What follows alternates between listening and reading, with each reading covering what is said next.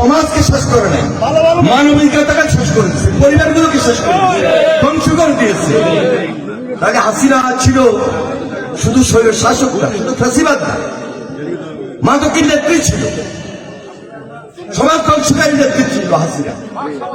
কোনোভাবেই যেন হাসিনার এই অপরাজনীতি ফ্যাসিস্ট আবার বাংলাদেশের মানুষের উপর আঘাত না করে, এখনো দেশে এবং দেশের বাইরে বসে ষড়যন্ত্র করতেছে, ষড়যন্ত্র করে। টাকার অভাব নাই তো, হাজার হাজার লক্ষ লক্ষ কোটি কোটি টাকা ডলার সব পাচার করে এখন বিদেশে বসে ওই যে পার্শ্ববর্তী দেশ তাদের মদতে, তাদের সহযোগিতা আজকে বাংলাদেশকে নিশ্চিত করে দেওয়ার জন্য এই মাদক দিয়ে আমাদের যুব সমাজকে, ছাত্র সমাজকে, তরুণ সমাজকে ধ্বংস করে দিচ্ছে।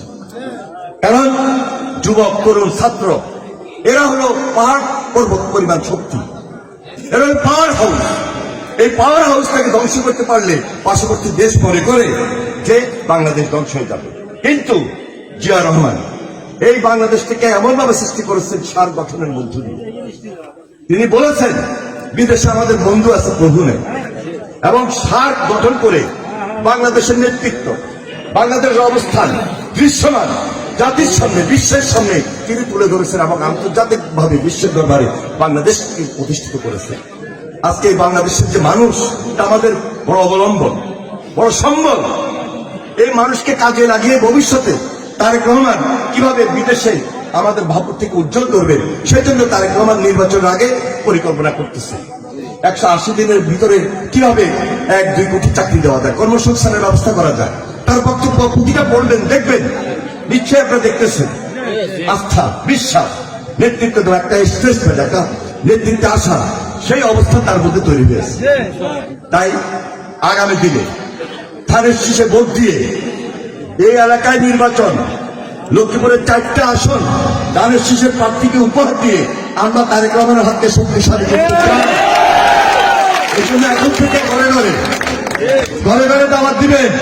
খালেদা জিয়ার সালাম নিন, খালেদা জিয়ার সালাম নিন, তারেক রহমানের সালাম নিন, স্বাধীনতার ঘোষক জিয়া লাও লাও লো সালাম, খায়ের ভুইয়ার সালাম নিন, সাবু সাহেবের সালাম নিন, ধানের শীষে ভোট দিন, তারেক রহমানের সালাম নিন।